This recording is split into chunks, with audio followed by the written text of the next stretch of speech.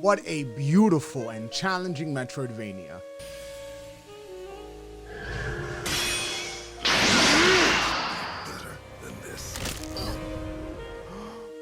What up, everybody? Welcome to the channel. I am your host, Mike Fury, and I make informative videos just like this one. So please hit the subscribe button, hit the notification bell so you don't miss out on any future content. And welcome to my day one review for 9 Years of Shadows. And thank you to the developers for the early key.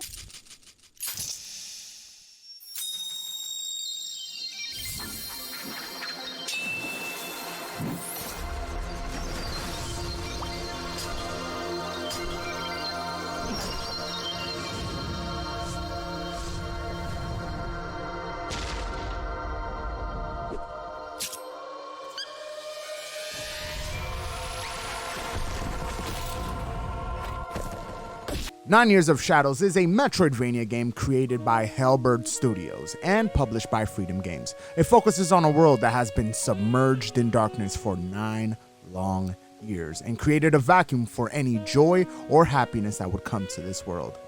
And out of the shadows comes a star, born out of the tragedy of loss and the circumstances of the world. A young warrior named Europa, who has taken it upon herself to rid the land of this darkness before all hope, color, and music is lost. And I really enjoyed the story. It has a slew of interesting characters to interact with and a bunch of moments that are just filled with mystery and intrigue that will keep you entertained for about the 8 to 10 hours it will take you to complete the game.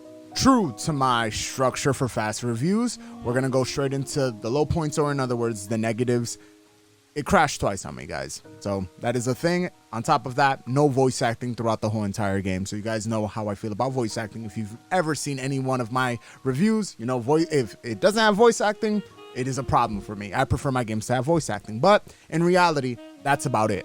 Now, here is a negative that really isn't a negative for me, but can be a negative for other people. So I grew up on Metroid Fusion, Symphony of the Night, Aria of Sorrow, those types of games, right? So this is a direct homage to Castlevania and Metroid. And if you know anything about those games, means that this can be challenging. I mean, the game is such a homage that it still has the no save clause after boss fights. So if you die on your way to save the game after a boss fight, guess what you're going to be doing? Yes, you guessed correctly. You're going to be fighting that boss again. So to some people, that may seem whack or repetitive. I say leave it in there. It is true to Castlevania's nature. You must overcome this. This is the way. Now, no midpoints or things that I kind of liked about it but had issues. We're going straight into the high points. This made me feel like I was 11 again, playing Aria of Sorrow on the couch of my living room on the Game Boy Advance. Like, it legit made me feel that way. And for a new game to create that time machine for me and elicit that level of nostalgia, I want to thank the devs for that, because you guys know, like, simpler times, right? Now, 9 Years of Shadows graphically uses a couple of different art styles. So 95% of the game is this beautiful, colorful, retro pixel art style with uniquely designed characters and this amazing Sailor Moon-esque intro. The world has more of this same beauty, great looking backdrops, amazing lighting and reflections, purposeful use of colors, not only for Europa, but also for the enemies as well. So you'll usually be able to understand more or less what elements hurt each and every single character because of the colored outline. So usually I dislike when people will give us the same enemy types but just color swap them, but for this game it actually makes a lot of sense. I also love the small details here and there where all of your attacks, depending on which armor you do, are completely different. I love little tiny details like that. And if you look at the particular characters and their names, yes, some of them are directly referenced to the composers of the actual story in the game itself, but some of the artists that you will meet, a couple of painters, one of them name is Claude and the other one name is Van. Now, I do believe these to be references to Claude Monet, who's actually the famous Jean Monet's father, but also Van, I imagine that they're trying to reference Van Gogh. That is at least what I believe them to be doing. It could be completely wrong. Now, I could talk about how beautiful this game is all day, because damn, it is beautiful. But the point is that it is an amazing looking Metroidvania through and through, and fans of new and old will appreciate the aesthetic. Audio-wise, it is blessed by the musical gods. The music is amazing. It has one of the best soundtracks for an indie game I have heard in a while. The composers did an amazing job, and like I mentioned before, they're actually represented in the game. My favorite NPC is known as Hunk Master Sax. He is the blacksmith who upgrades your armor, and his real name is Apino, because that's actually his real name in real life, but I believe my name to be better for the game. Now, his theme is everything. It's this beautiful, soothing theme. It is this saxophone mixed with a couple of other melodic instruments, and it was so great that I literally just let Europa stand there and recorded like around maybe 10 to 15 minutes of it, so I could just use it as the background music to this video. Hopefully it doesn't get claimed by copyright. So if you're not gonna have voice acting in the game, you need to nail the music, and they did that and then some. So then I looked at the credits and I noticed that the composers themselves have worked on great games like I mentioned earlier, Metal Gear Solid, Castlevania, of course, and Mega Man. So of course I was gonna love the soundtrack. By the way, Hellbird Studios, I needed the soundtrack yesterday. Still waiting on it. And finally, gameplay.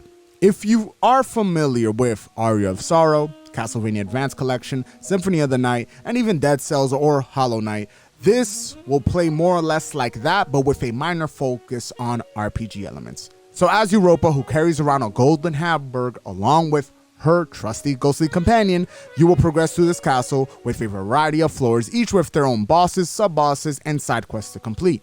Each floor also has its own theme and hazards, so you will need the different armor sets that will allow you to progress through each floor unscathed. Now, due to the excellent level design that takes advantage of all the armor set's secondary abilities, you will be able to progress and move throughout these levels in excellent ways. For example, the blue armor or the Poseidon armor gives you a siren transformation. You'll be able to dig holes like a mole in the Gaia armor, or glide like a phoenix in the Helos armor, which is the red armor and green armor for Gaia.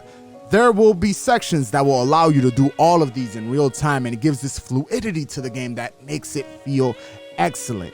Now, this is all fine and dandy. Movement is great, but if the enemies get to you, ain't no movement gonna save you. So you will have the Halberg, which allows you to do light attacks, heavy attacks, charge attacks, and then Albino, the little bear ghost, will do projectiles. Using your full array of the arsenal, you will be able to defeat your enemies and bosses, all with their own specific weaknesses. Now, the enemies themselves are really easy because their color gives off what either beats them or what you can use to bypass their armor. Bosses, that's a completely other story. You have to do trial and error to figure out how to kill each and every particular boss. Some of them are immune to projectiles, and you gotta get up close and personal. Some of them are immune to certain elements, so therefore you gotta swap it out, and so on and so forth. That, along with the fact that your projectiles are tied to your shield, makes this game loop excellent. You have great movement, great structure to combat, great combat in general, along with Metroidvania progression. This game loop is excellent. Gameplay is fun, even though it lacks a true RPG system, or it doesn't feel like any of the aforementioned games. Conclusion. I believe 9 Years of Shadows to be a marvelous title. It is beautiful. It plays extremely well. It is a direct homage. The music is absolutely chef's kiss.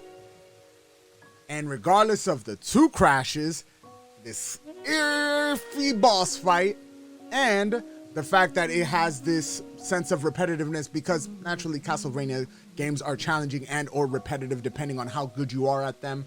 Lack of voice acting, of course. All of that pushed to the side, I still had a absolutely wonderful time with around 90%, 95% of the game. The final score for 9 Years of Shadows is a 9 out of 10. Now, let's answer the 3 questions, shall we? Is it fun? Is it worth it? And is it for you? Is it fun? Yes, it is very fun. It is very enjoyable. Let's talk about the value of it. This is 10 hours and the game is $20. That is a complete steal for the amount of polish and greatness that is in this title on all aspects of it. And finally, is it for you? Like I mentioned earlier, if you're a fan of Hollow Knight, if you're a fan of the Advance Collection, the Castlevania Advance Collection, if you're a fan of Dead Cells, if you're a fan of almost any single Metroidvania ever created, Metroid Fusion, literally anything, even Metroid Dread, this will be right up your alley.